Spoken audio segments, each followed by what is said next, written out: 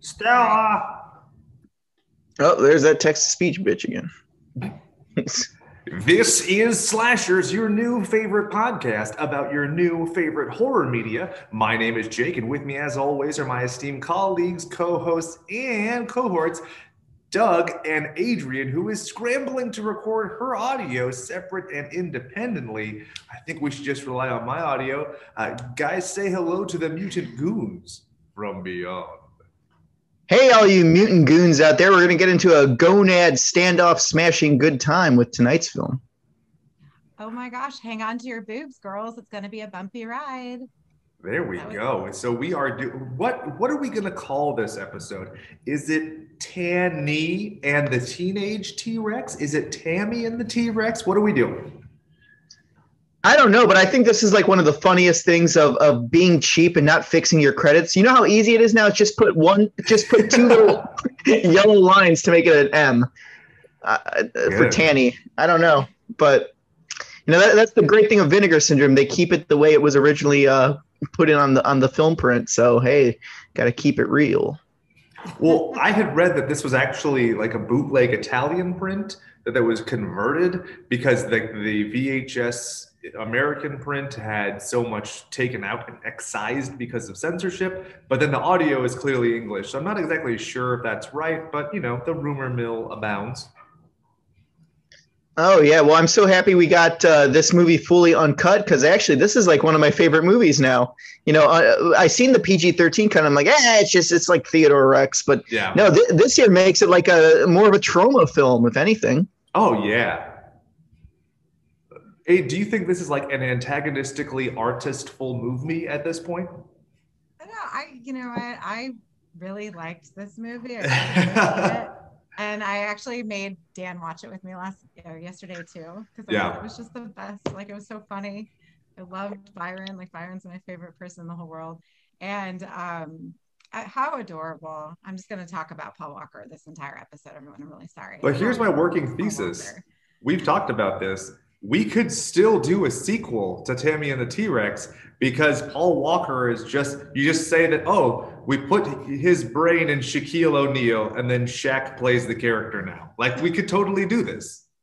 Or just have him in a jar the whole time. It'll be like Uncle Anwar 2. Yeah. Yeah, no, that could work. But it's really funny. It did remind me of a trauma film, but I thought it had a little more substance to it than that. I mean, it was a little ridiculous, but it was fun. Yeah, I think that the ridiculosity, though, you ever make a really impulsive decision, and even as you're making the decision, you're like, this is kind of stupid, but I'm going to do this. You know what I'm talking about? I feel like that impulsivity speaks to this movie, because if they didn't do it on a schedule of like 3 weeks, then there's just no way that something this stupid exists, yeah? Oh yeah, tell me about it. That's most of the stuff I do. So the other crazy thing too is that this is the same director from Mannequin 2 on the Move. So that's another one I like. So Vinegar Syndrome, if you're listening, release the gore cut of Mannequin 2 on the Move, because Byron is basically the cheap version of Hollywood Montrose. I think Hollywood is like one of the better characters, and in both Mannequin movies, you remember him the most than anyone else. Yeah, well, also, fun fact, he's the Mac and Me guy, which if you go to the original cut of Mac and Me, with the gunfire and explosions, again, like weirdly dark, he did the Philadelphia Experience, he did Ice Pirates, he also did Paul Walker's grandma, because he is Paul Walker's grandpa. Oh, that makes sense. All right. Now you get to think about old people fucking.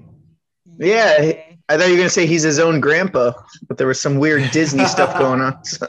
Like Tom Arnold. The only problem is I don't think they were grandparents at the time they were having sex in order to make Paul Walker's parents. So they were probably maybe our age, if not younger, because, they were going to die soon because age is weird. What do you think about the kill count in this film? Are we happy with it more or less? What are we talking? Oh, I think this has a really good kill count. This is basically Toxic Avenger, that revenge story going in. So yeah, it's a high kill count, and the kills are actually pretty gory. There's a head that gets bitten off and then squashed. There's people that are crushed underneath a car, and you see everything. And then there's the kid from Children of the Corn. Well, he's not really a kid. Isaac. Yeah, he gets a decapitation scene, and then Vote for Pedro's in here too. So. Like, what the fuck is Pedro doing here delivering pizzas? Like, what the hell? You guys didn't tell me any of this. So it was a pleasant surprise.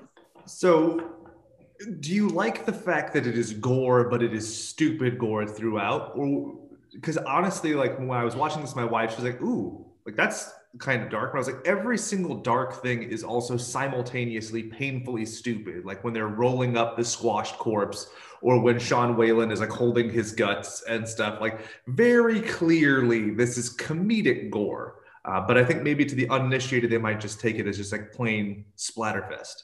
Well, this is like Happy Tree Friends style gore. I think the only thing that's really like kind of shocking is what you have in your background where he's getting the brain surgery cut. I'm like, yeah, that's pretty brutal. You know, you see like surprisingly good. Yeah, it's it's fun gore. It's Toxic Avenger Part 2 gore. That's what I say. Yeah, no, there's nothing wrong with it. I think it's for introducing like something like this to someone. I think that it's a good way to kind of ease them into gore versus like this is fun versus like if you're watching something like Saw, for example, like obviously that's more mean-spirited and more anatomically correct, I guess. So it's fine. It's squishy. It's gory. It's like gooey. It's like ew. Like you just want to go touch it. Like that's the kind of gore. I don't know. So this might come as a surprise. My favorite gore effect in this film is when they try to exhume Paul Walker's corpse, and it's like this maggot-infested shit face, and it's just like gooping all over the place. It's so disgusting, and it's such a great like dose of reality of like, of course this was gonna happen, you fucking idiot. Like there's no scenario where he's just been entombed and he's just gonna look pristine. That's what?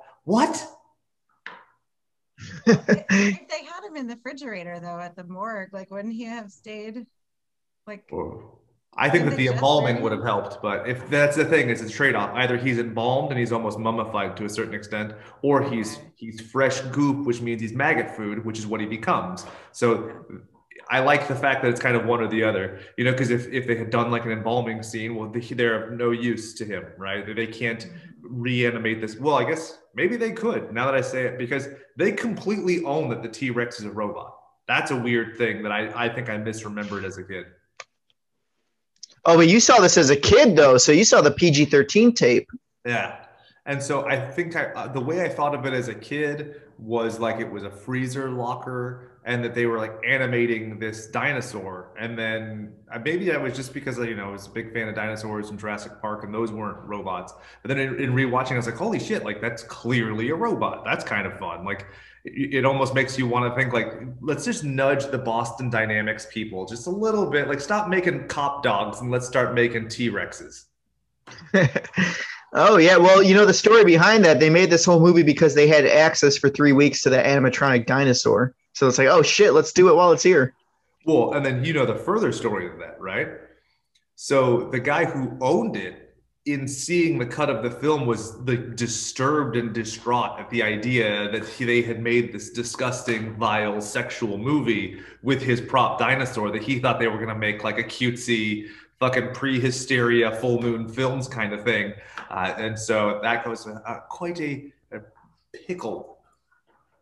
Well, now people remember this one, and look, the uncut footage just came out. Now it's becoming like a big cult movie. I've seen, well, when this came out, it was like right before the pandemic, and they're having midnight screenings at like the Draft House, and you know, so it's cool. It's people are rediscovering it here, and yeah, and then my favorite character actor is in this film too, George Buck Flower. He's the inspiration for all the boomer voices that I do. You dumb bitch, that was your mother's favorite. You know, just that same Buck Flower voice. That's awesome. He plays Norville. And to your point, Doug, when this came out, I had fucking fatigue because I had remembered it as a kid, and I was like, okay, fine. Like they're gonna add some gore to it. That's not enough to get me excited about it. And every fucking person was posting about it, and it was like smothering. And then I watched it, and I was like, oh, I was wrong. I should have bandwagoned on this. This is like, because you just expect a degree of variation, right? Like I got this amount of gore and I get that amount of gore. Versus in this, it's like you get this disgusting, revolting, amazing goop. So yeah, big fan now. Yeah, so I was wrong, but it's a big fan. Well, no, if you see the PG-13 cut and you watch this, instead of just like trickles, it's like, oh, we sprayed a few blood here. This one's like someone just opened their ass and sprayed diarrhea all over the walls. Yeah. Like, that's how much gore it is. Just like, wow, what a totally different film. Very much so. Have you ever seen the censored version? I've seen it a while ago. This was back on like a burnt DVD-R when you go to conventions and buy the bootleg DVDs. I remember those. Mm-hmm. The burnt DVD that costs all of 75 cents to make, but they charge you $15 for. Yeah, sons of bitches. Yeah, well, no other better way to watch Squirm Fest and Squirm Fest 2. I remember I paid $30 for those. It's just a DVD-R. Oh, but have you seen Squirm Fest? Nope, because I'm not going to spend $30 for anything. No. Take that, Black Widow. Boom. $30 fucking dollars. Get out of here, Mickey Mouse. That movie was boring. Oh, Did no. you watch it? Yeah, of course. I watch everything Marvel. I've finished Loki. All I want to talk about is that shit. But instead, we had to talk about Tanny and the Teenage T-Rex. But my official stance on Black Widow is fucking boring. And not because nothing happens. Everything happens. And that makes it boring because nothing has consequence. It's just like, oh, there's an explosion and she explodes out of the explosion and she flops and crashes and booms and sists and bangs and bahs and she's fine. And she does that superhero jump, right? When she jumps off a building, they land on their like knees and look up. Her quote unquote sister makes fun of that. It's Sad Face Girl from Midsummer. And she's like the best part of the movie, even though she's like almost Kat Dennings from Thor, like in the amount of smarmy shit, like looking down their nose at comics. But it's directed towards the MCU, not the Marvel comics. So it's fine because it's like we can all make fun of the movies together, but don't you dare make fun of the original comic source material, or I will have to make you seppuku yourself. Yeah, so let me guess. Kristen Pug is her name, or Pug, the one that's always like, the one that looks like the millennial H&M model. She wears the mom jeans. With a blobfish, exactly. Yeah. Well, she'll be in the sequel. What's this in Black Widow? So Brown Recluse is the next one. I like that. But yeah, no, I didn't even know. You see, and this is the thing. So I'm not that I'm mad at you guys. I'm not mad at either of you, but none of you told me anything about this movie. So I would. That's your job, is to do your own research and be your own strong, independent woman. Well, I am a strong, independent woman, but sometimes like I don't have to look at everything before I put it on, right? Oh, so you're just saying that you're relying on us as men to edify you, and that you're dependent on us in some degree, yes? Okay, so we're gonna retract my last statement. I don't need to rely on you for anything, but I just thought as my friend, you would just tell me, hey, there's 2 versions of this movie, so don't waste your time on the cut version. Which one did you see? You didn't watch the cut version, did you? No. Okay. I couldn't. Well, firstly, I couldn't even get it streaming on anything. I couldn't just pay for it because you needed to like have Hulu Premium and Amazon and Shudder. I guess it's on Shudder right now. Yeah, that's the one thing I've used Shudder for, except for Joe Bob in the last 2 years, because Shudder sucks. Yeah, I know. Yeah, Shudder's not very good. I'm trying so hard not to pay for Shudder, and I know that's like like blasphemy in the horror world because we should all have Shudder, right? No, we shouldn't. I'm going to say this now. Shudder owes us a debt to be worth the price. Like, I'm sick of this rhetoric of like, well, you're a horror fan, right? So you have to. No, I don't. Like, it's simply, if I could go to Midnight Pulp, Pluto, Crackle, Tubi, all of these other fucking B-movie TV on Roku, there are so many alternatives. You owe it to me to be worth $10 or however much a month. And if frankly, the only new thing I'm getting is Joe Bob and the fucking amusement park or carousel, whatever the hell it's called, yeah, that ain't enough. Well, they have that documentary on there that I was watching with a friend. In Search of Darkness? The new one where it's like all these different parts to it. I don't even know the name. Like, oh my God, I'm losing it. But anyways, they have that on there. So I actually. It must be really memorable and worth $10. It was good. It was good when I started watching it, but I don't want to pay for fucking Shudder. There you go. Well, see, now that we're off the cuff on Shudder, I feel like Shudder really tries to force their movies. They're like, you're going to love this movie and you're going to like it. It's like, stop shoving that movie down my throat. It sucks. And you just paid by the producers to push it. Now you're shoving it down everyone's fucking throat. So stop it, Shudder. Well, also the rating system has gone to shit. When I started using Shudder, it was almost like Letterboxd Junior in terms of the ratings. Like you'd see these really like well-crafted reviews and stuff. And now it's like, one skull gay, and you're like, thanks. Yeah. But anyway, in number of skulls for Tanny and the Teenage T-Rex, before we get into like the review and the blah blah blah, I think we can all agree this is at least a 4, right?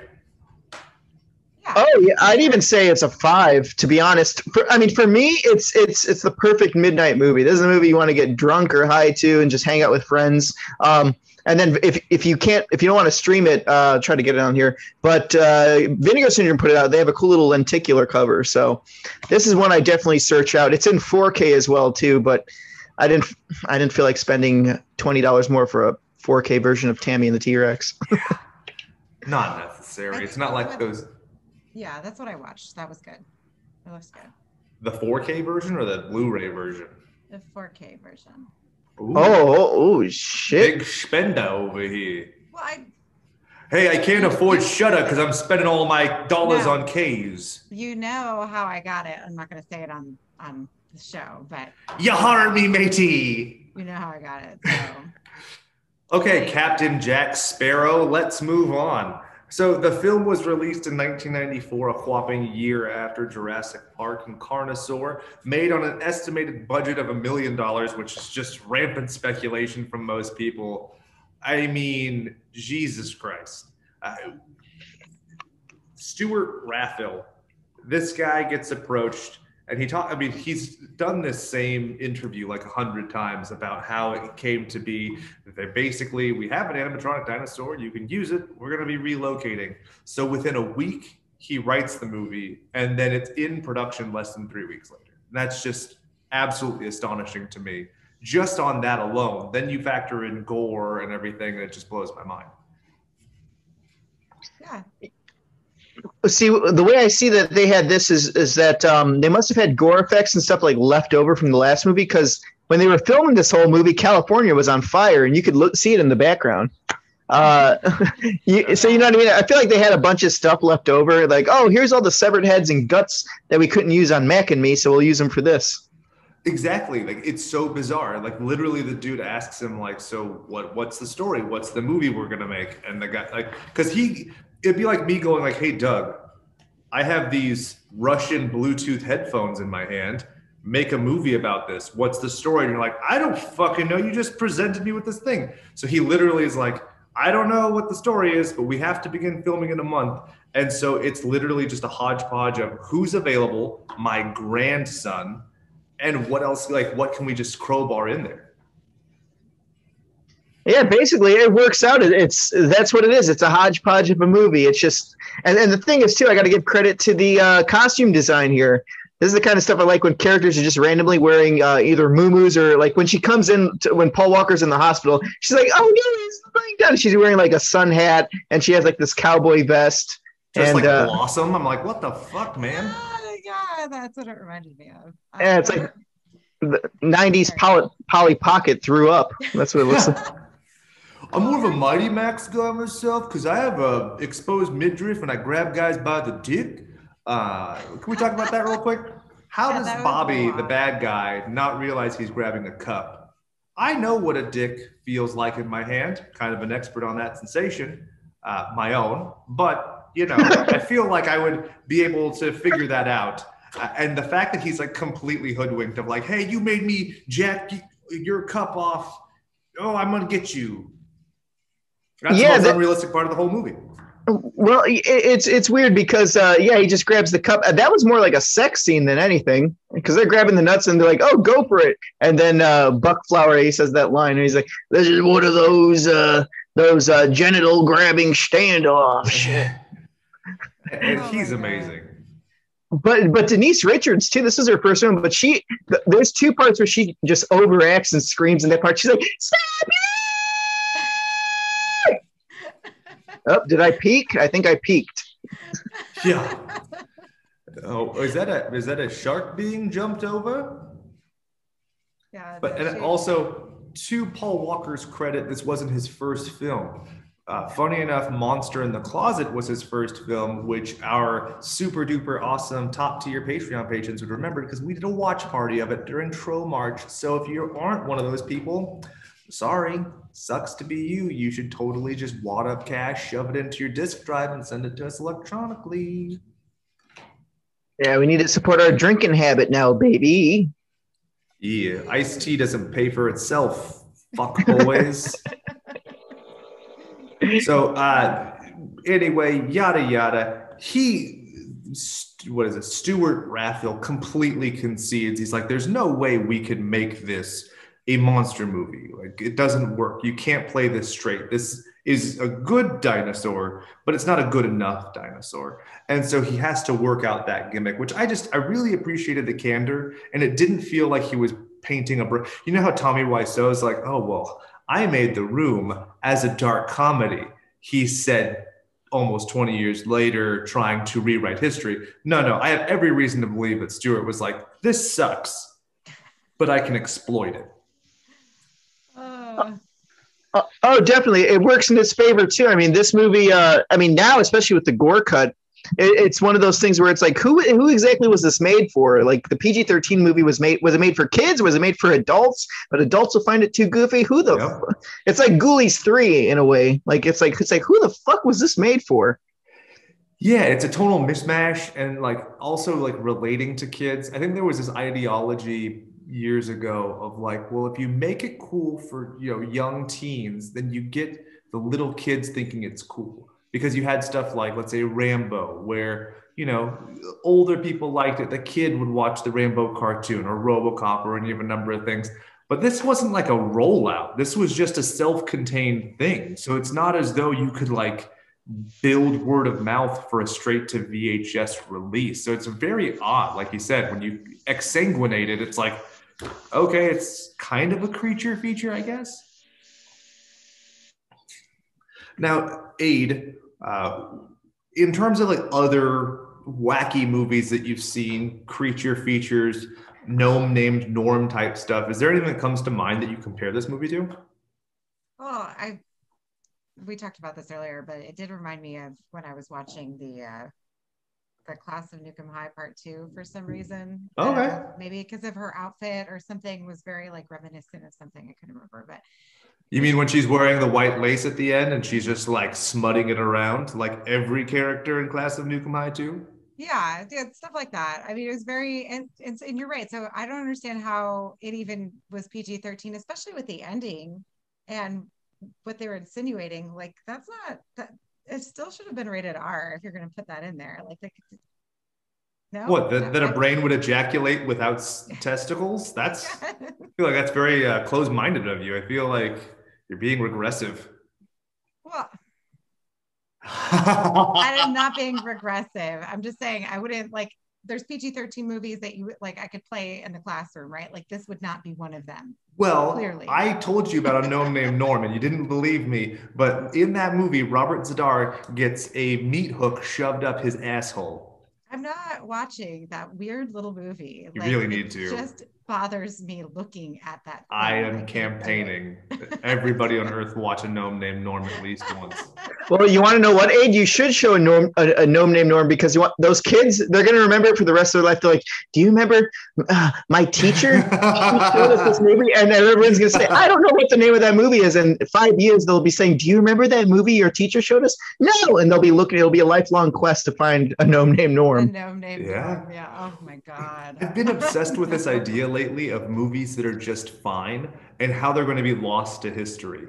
Like, for instance, I was watching some Red Letter Media, and they were talking about like Battleship, the movie with Rihanna that nobody saw. And I was like, I can't think in 30 years of a single reason why anybody would search that, because there's just such a dearth, and there's such an oversaturation of media at this point. So it's up to us to get people to treat a gnome named Norm with the aplomb, dignity, and respect it deserves, so that in 30 years, kids can find it and go, hey, it's the guy with the chin. getting penetrated by a little gnome creature that has pubic hair for a beard. I'm dead serious about this. I don't know why you guys are laughing at me. Well, hey, maybe 20 years from now they'll go on and make a podcast about it. And just that show. Yeah, so we're making a time capsule as we speak right now. So all you people, so Aid, show them the gnome named Norm. It'll work out in our benefit. We'll patent that. It's on Tubi, I think, right? I probably could. It's like, fuck it. I need a grade papers. Here's a gnome named Norm, guys. What are some themes from a gnome named Norm? I can't even say it. Like, it's like. I think we can all agree this film would benefit from a theme song, right? You had brought up Class of Nukem High instantaneously. I think of Class of Nukem High 1. What's going on? If you could, Adrian, not meaning to put you on the spot, just improvise a song about Tammy and the Teenage T-Rex and just sing it, and I'll add some music to it in post. Just go ahead. And a 1E and a 2E and a 1, 2, 3, go. No, I can't do. That doesn't even rhyme. That's the worst song. Why do you do this to me? Is this going to be a new thing now, or are you just like make me make things up because I can't think on my toes? I mean, the only thing I'm really thinking about right now, and let's be honest, and I'm going to keep saying it, is Paul Walker. So. Okay, now I'm gonna have to do this. I didn't want to. I'm gonna pull up how old Paul Walker was at the time because it might be creepy. So he was born in 1973. Oh, so he was old enough. He was 21 at this point. So you're fine. And for what?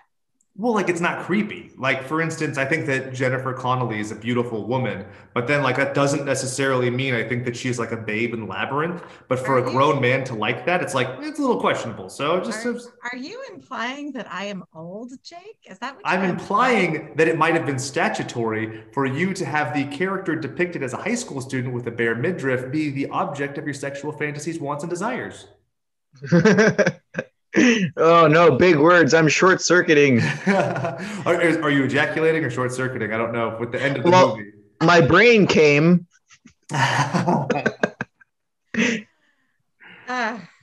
Doug, do you want to improvise a song for Tanny and the Teenage T-Rex? Sure. Let's see. Well, there is that song in the beginning. It's like T, or it's like the They're dancing to some dinosaur song. But all right, let's give it a chance here. Tammy and the T-Rex watch Denise Richards have sex with Paul Walker's midriff. It's a lift to get that dinosaur to sift its arms so small. It's Paul Walker. I don't know. So speaking of songs with dinosaurs, I recently got to watch The Dream Team, which I think I told you guys about. I'm a huge Michael Keaton fan, huge Christopher Lloyd fan, huge Peter Boyle fan, and I didn't know they were all in a movie together. And it came out in '89, the same year as Keaton doing Batman. And I watched it, and I was like super excited. And you know when you have high expectations, I had to buy this on Blu-ray because it wasn't streaming anywhere. And I'm watching it, and it starts off with a song, "Everybody Do the Dinosaur." And I was like, oh yeah, I love this movie. It's my new favorite movie. So I might get a tattoo for it soon. Oh yeah, well you know what? The Super Mario Brothers uses that. Everybody walk the dinosaur. Yeah, boom, boom, shaka laka laka boom. Yes. Boom. This movie should have had that song too. But that would also cost money, and that's the problem. You think that song was really worth a lot of money? The music was by Jack Conrad and Tony Ripperiti, not by Doug and Aid. But if we could get Vinegar Syndrome to re-release this with your songs, that would be great, even though Aid's song didn't rhyme. I didn't have a song. I was put on the spot.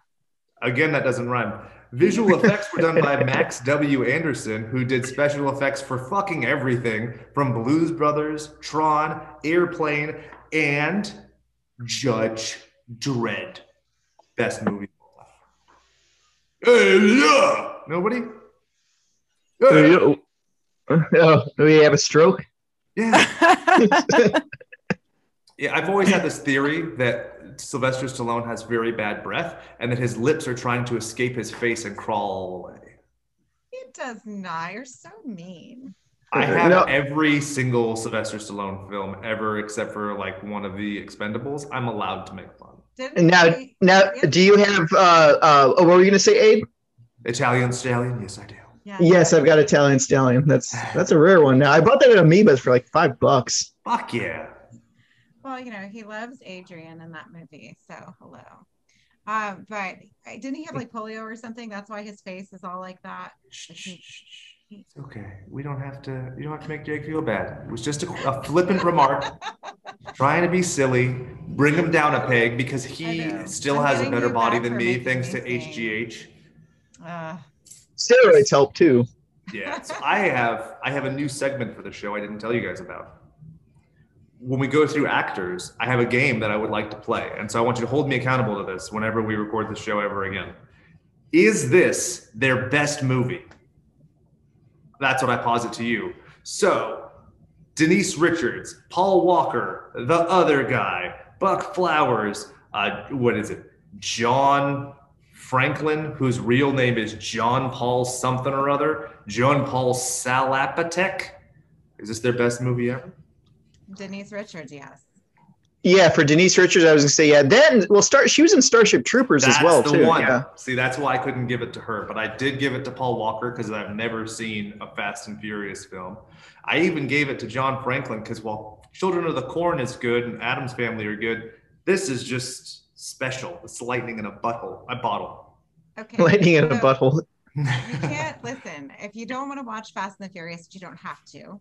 But please watch it because I can't believe you've never seen the first one. First one is really good. Well, Fast and the Furious seems like the McDonald's of movies. Yeah, well, the first one, because they started banking on them afterwards. Like the first one is its own thing, and then they just took it and ran with it with all of the other ones, right? But besides that, Running Scared is my favorite Paul Walker movie, and if you've never seen it, it is super bloody, super gory, like hits the ground running and doesn't stop until the end. Is the most fucked up, crazy movie. Like, you need to watch this movie. Vera Farmiga is in it, and he goes down on her on top of the washing machine at the beginning of the movie while she's like cooking. I was thinking about Joyride. Joyride is really good too. I love Joyride, but Running Scared. I'm recommending it to everybody. Running Scared. Running Scared because of that eating out scene on top of the washing machine? No, but I just figured I'd get one of you guys to like want to see that movie because of that. But other than that, no. Like it's so violent. It's so bloody. There's a part where they pit him down to the and there's hockey in it. Jake, you'll love it. Oh, okay. They put him down on the ice rink, and the guys are getting the hockey puck and they're like hitting the hockey puck in his face and they break his nose. Like, it was so good. So Hey good. B, we gotta go get Running Scared. Put that on the list. It's got a sex scene on a washing machine and hockey and a broken nose and some gore. It's so bloody. It's so violent. It's so fucking good. Like it's got a great cast in it too. And Vera Farmiga is so good. And oh my God, like that's probably one of my favorite movies with her in it. So anyway. Huh. All right. Well, that's on the list now. Yes. Done deal. What themed month are we going to crowbar that into? Is there a cunnilingus month as of yet? I don't know, but we could get one. That'd be fun. Like cunning stunt month.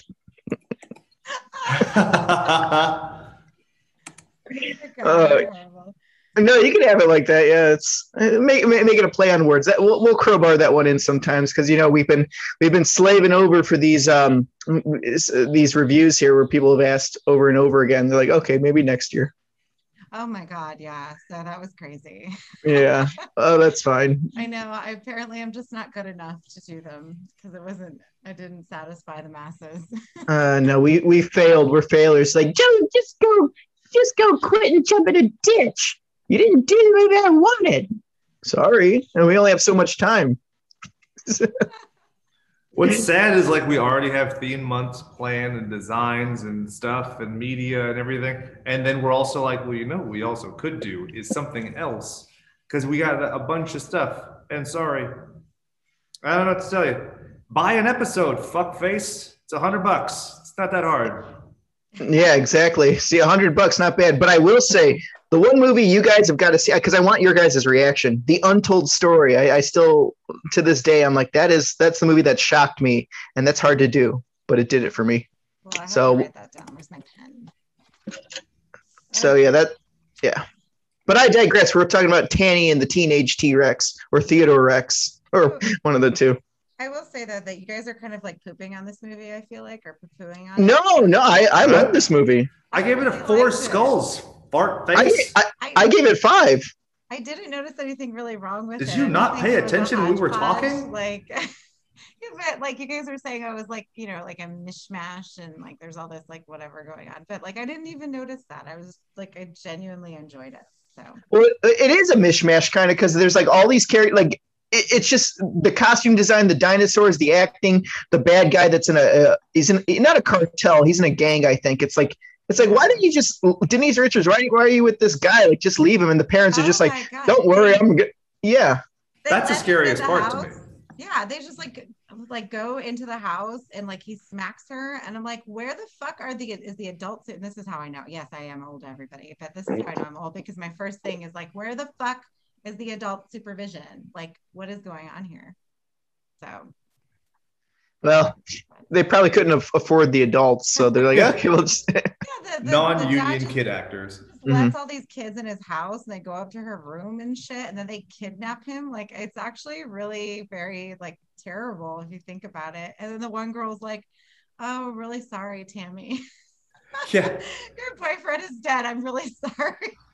You know who that girl is? That's Bridget from Leprechaun 2, the one that's like that really bad actress. Right on, I didn't even recognize that. Yeah, so she's like, oh, leave. Like she does this weird thing in Leprechaun 2, and she kind of acts the same way here. Those girls like cheese. This is before cell phones, so those two girls that drive the Jeep, they're like, oh my God, look, Paul Walker's crawling up the trellis to her window. Let's go tell the guys because I love cheese, man. Like, and get a life. They have to drive to a phone. Yeah. Yeah, they have to drive to a phone. I was expecting the Lethal Weapon like suitcase phone. Nope. Well, they're teenagers. They don't have that kind of money. Do you think they dialed 10-10-220 for collect calls? Or was it 10-10-321? Yes, 10. Oh, no, they probably... That's long ago. Like it's crazy, but I used to do that in school too. That's what those girls probably did. So you call the 10-10-220 line, and then when it says say your name, you say the message real quick, and then you hang up, so it's free. That's what I used to do. Hey mom, we're at the movies. It's over. Come pick us up. Yeah, Ma, come get me. Oh my God, that's terrible. It suited an entire generation and made us all thieves and pirates like Adrian. Moving on, did you like how giggly and cute they were at the beginning of the movie? Because I really liked that. Because you guys were talking about, like, really, I think the scariest part of the film is Bobby and his goons busting into the house. Because that's just such a weird, like, there's situations in life where, like, let's say Dawn of the Dead, right? The Zack Snyder one with little girls coming at you. You could probably kick the shit out of that little girl, but you're also worried about going to jail. Right? So in this situation, a bunch of kids are coming into your house. You're like, I don't want to go to jail for fucking up these kids. This is weird. This is a moral conundrum. What do I do? That's an overwhelming sensation. Can't deal with it. But I really love transposing that with them being like, we're kids and we're innocent. And then like shortly thereafter, you have this terrible situation with these terrible people that is shocking and smothering. And you're like, did it work? Yeah, I mean, that definitely, makes sense. I don't know. It's just weird because it's like maybe they didn't mean for it to be that dark because they just had to write something up real quick. Just like, let's just make this abusive boyfriend that's the bad guy because they're giggly at first. And then as soon as she's like, I can't take this rose. He's going to kill me and kill you. I'm like, so what happened to being all giggly and flirty? Yeah, it's interesting because a lot of 90s movies and even in the 80s, they kind of have these kinds of boyfriends or characters that are very abusive and like the bad boy type thing, and the girls, used to date him, doesn't date him anymore. I don't know if that was, I don't know why that was such a recurring theme in somebody. Because if you think about, like, remember in Demons, and I can't think off the top of my head a bunch of. I was going to Karate Kid with Johnny, but yeah. Karate Kid. There's always like and they're really mean, and I don't know, because I was so young when these things came out, like 94, I was 6. Baby. Yeah, I don't know if that was normal for like that was a normal thing in real life too, and they're just emulating that, or they're just exaggerating it? Like, I couldn't tell you. I think it's one of those societal tropes that's kind of exploited because, like, think about all the kids stealing lunch money and stuff. What? Who has lunch? I never got lunch money. I had lunch, or I went hungry. So like you have those tropes that are just kind of an easy way of moving past it, and it's a great way of showing that somebody's a piece of shit. But it's so weird too because you had like rampant misogyny in the 80s and 90s through stuff like Porky's, where it's like you're clearly victimizing women. One is literally raped in Revenge of the Nerds. And then you have this like kind of innocent like pithiness there, and then you pivot slightly, and it's like this is how you know this is the baddest bad guy, and it's very weird tonally.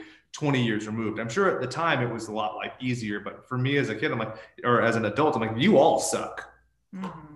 Yeah, it was hard to like because for such a funny, cute movie, when those parts would come on, I got so mad. I'm like, he just fucking slaps her in the hospital and just like. You know what I mean? I just don't like. Well, it's such an extreme. I think that's what works great with this movie is that there's where he slaps her in the hospital, and then you get Byron going like, ooh! It's just two opposite sides of the spectrum, and it makes it so weird because it's something serious, and then it's silly and stupid. So I'm like, it's just it works weird with the brain because one's like, whoa, the other one's like, huh. If that makes sense. No, this totally feels like a movie that was made by a computer. Like you put a bunch of words in, you put in like War and Peace and Jurassic Park by Michael Crichton and some fucking Jane Austen or whatever, and you give it all those words, and you say, okay, automated system, come up with a screenplay, and this is what it comes out because it's like it is human interaction, but none of it makes sense in real human interaction. So it's as if it only like consumed trite drivel and then came up with brilliance. Because like also, let's get into Byron, best character of the film, easily. Mm-hmm.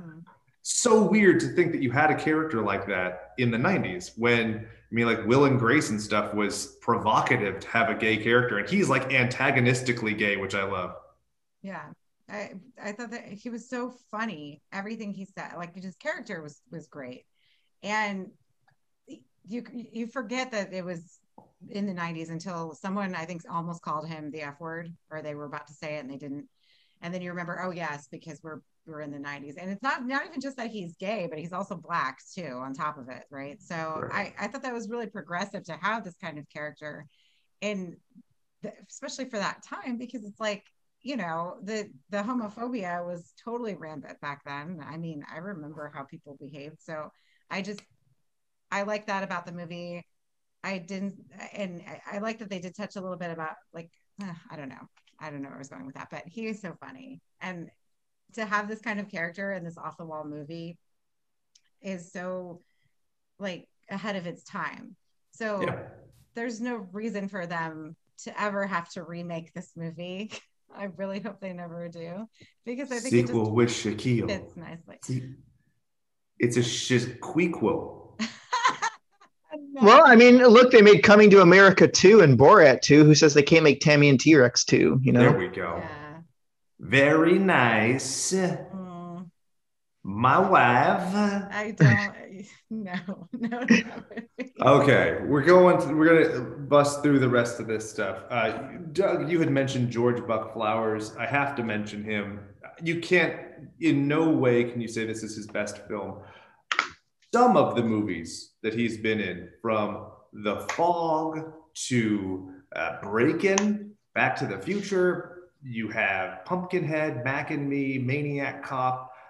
This guy has a tremendous career. Doug, are there any performances by Buck that you would like to highlight for the uninitiated? Well, actually, I'm a big fan of his 70s softcore stuff because, he did softcore before. So I have some of those movies there. But no, honestly, I think it's Waxwork 2. That's a very underrated one. But Waxwork 2, he's the opening. He's the dad in the beginning that drinks the beer and the hammer comes in and the little hand comes in with a hammer.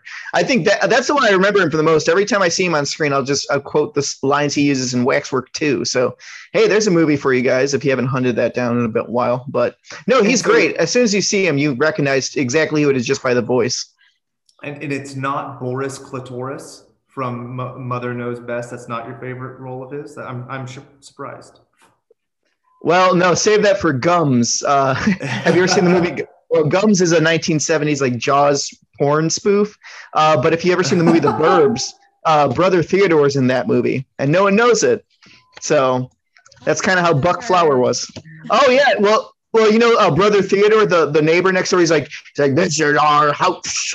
He's the one that's always like angry. Yeah, he was in this porn called Gums. It's a musical porno. Oh my God. Oh, he played.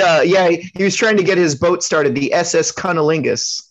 Oh, okay. And it's like softcore or just regular porn? There's two cuts. There's the softcore one, and then there's the full one here. I'm not making this up. I'll send you a picture later. Oh my God, I'm gonna die. Yeah, so you haven't even gotten onto my like 70s obscure porno ones. There's Bat God. Pussy. No, so there's like so much bush and 70s porn. Like I can't get past that. Like there's also the ET porn parody, which is the most disgusting thing I've ever seen. And you know who's in that movie too? E.T. the Vagina? Costas Mandylor from the Saw movies. Oh. Wow. Yeah, so before he was an evil detective, he was fucking E.T. Huh. Wow. Maybe that's where I recognize him from. Yeah.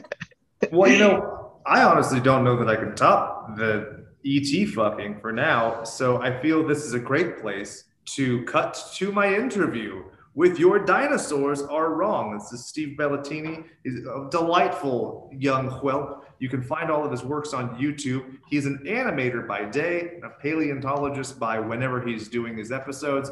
Amazing. It's delightful stuff to watch. Basically, he, while it's stated in kind of an aggressive way of antagonistically, your dinosaurs are wrong, what he does is he takes like a dinosaur toy and then says why it's incorrect anatomically, historically, or whatever. But then also he does a good job of being like, this is a progressive thing and we're developing as we go. It's not that these people were stupid or monkeys. They are just uninformed, and now we know that they have feathers, or now we know this, or now we know that Spinosaurus had this tail. I love it. Absolutely my favorite YouTube channel. Please go support them and enjoy this interview. Awesome. Nope, that was my interview with Your Dinosaurs Are Wrong. Now, I know you guys loved it. You guys always listen to my interviews because, that's what we do when we're recording. I play them right now, and I listen to it along with you, and then we Mystery Science Theater, and we talk about it. It's pretty great. Closing remarks on Tanny and the Teenage T-Rex. You should have asked your interview what they thought about the anatomic corrections of the T-Rex. Was it anatomically correct? His brain would spark more than Paul Walker's ejaculate motherboard, dude. This is so inaccurate. It just can't exist. Well, do the dinosaurs really ask for change when they go to the payphone? Remember, like it's just... We didn't even talk about that. There's so many great little bits, and like the flower eating and stuff. One thing I like is it's not overly reliant on Jurassic Park or being like a spoof movie. There's the one thing with like the water rippling when it's walking by, but really, when you think about it, this is very light in terms of parody or satire. Yeah, I agree. I don't really think that the T-Rex is in it, but I don't necessarily think that he's like well, I don't know, maybe he is. I don't know if the T-Rex really is like the main thing, because we know that I don't know what I'm saying. Cut this out. We're editing this part out. Go ahead. Well, no, I was just gonna say it's a good mixture of like Toxic Avenger Part 2 splatter and Harry and the Hendersons. That's what it reminds me of. I can see that. Oh yeah. Or Gnome Named Norm. Right? Same. No? Okay. Did you notice that Bulk, not actually Bulk, but a guy who looks just like Bulk from Power Rangers, is at the party? Got like leather and he's chubby and dancing. Great character. Yeah, okay. Yeah, I remember that now. That's funny. Yeah. This was a really good one. Thank you guys for suggesting this month, because I really enjoy it. Of all of the crazy things that I've watched this year with all of our different, between trauma and everything else, this is my favorite. I'll definitely watch this more than once. Like, it was so cute, so funny. I loved it. Yeah, this one's fun. And I know like we didn't really get into the story as much, but for you listeners out there, if you have a family gathering or something, just turn this movie on. I had it on, I think, last Christmas. So I was at my parents' place up north, and my dad's just like, "What the hell is this?" Yeah. And then everyone, no matter what, they'll all come in, and they sat down and watched the whole movie because it was so intriguing, you know. Well, yeah. So I mean, I guess we can still get into the story insofar as, you know, it's a kid. It's a little bit more interesting than like the animal with Rob Schneider. It's not just that he was like wounded and he's resuscitated in a T-Rex. There's also this nefarious plot of these people who want to find a brain to implant in their dinosaur robot. So they take this kid who's been victimized by his new girlfriend's ex-boyfriend and company, and they put him in a T-Rex. And then that's basically all that happened. The revenge on Bobby, Billy, whatever is like immediate. It feels like it happens at that party. You expect it to be, you know, this big drawn out thing, and that's the penultimate event. And then really the ending is just, you know, the ghouls who do the cranial implantation. Yeah, and I really liked the effects in it. They are hokey, but they're really good. Like, they're bloody and they're nasty. So I think if you, I don't want to say juxtapose, but if you're can you hear me? Sorry. No, Doug is muted. Oh, okay. Okay.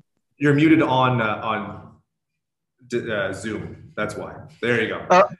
You probably hear why. You see that they're having a hacksaw and they're jackhammering the floor down there. Do you hear it? I didn't. I thought that was on accident because you were tapping the microphone. I apologize. Okay. Oh, no. It's deliberate. So you were saying when you juxtapose what? No, I mean, if you it's really good horror comedy. So I'm really excited that I did watch the uncut version, or the R-rated version, which the other ones should still be R for whatever reason. But I'm really glad that I watched that, and I feel like it's for Dinosaur Month. Like, I just don't feel like it's that much into the dinosaur. Like, I don't know. I don't think they really. T-Rex is in the name. Yeah, I guess it is. Yeah. I don't know. I'm sorry. I just keep thinking of her when they like panned out and they show the dinosaur running with her on top. Like, it's the stupidest thing. It's the best movie ever. I know. Well, I mean, this movie could really be anything. Like you said, the T-Rex is just kind of in name, and that's just the item they had. But, you know, I would have loved it if they put his brain in like a vacuum cleaner or something. I don't know. I was gonna say like a little toaster or something, but he has. It's very equivocal to like Short Circuit. You know, it's the quest for humanity, but this is slightly askew. It's very RoboCop, if I could be so bold, which maybe that's why I like it so much, where he's like, "I'm a monster, don't look at me, darling." But then they're like still in love, and that's like weirdly sweet. It's like the happy ending that Alex Murphy will never get. Oh, that is sweet. Yeah, we didn't have RoboCop jacking off in a jar with his eyes rolling back. Like in RoboCop 2, when he gets like chopped up, he's like, yeah. Well, that's the O face. See, that's what we could have gotten the RoboCop sex scene. The RoboCop sex scene. Ayo. That's why they pay me the big bucks. Adrian, how else could they pay me big bucks? Oh, you guys could definitely join our Patreon patrons, and we have another watch party coming up, everyone. So keep that in mind if you want to join us for that. It's at patreon.com/slasherspod, or you can buy any of our new designs. Jake has some really good dinosaur ones up right now on our Redbubble at slasherspod.redbubble.com. Bingo, bango, bongo. And Doug, let's say they couldn't get enough of our scrum tiddlyumptious back and forth and repartee. Where else can they find you and I every single week? Yes, well, Jake and I are on B Movie TV on Roku. It's a free channel. So I'm on Friday Night Action at 8 p.m. Fridays. I host the action film of the week. And then Jake's on Saturday Night Terror Saturdays at 10. And yeah, I was going to say, and the other thing too, support our Patreon. You could buy reviews. We'll review all your stuff. And hey, I work for cheap. I'm like a $2 whore. So if you have a movie you want me to see, send it my way. We'll watch it. We'll review it. We'll have a good laugh. There we go. So I suppose this is what I'm supposed to say for Doug and Adrian. My name is Jake, saying goodbye and good die.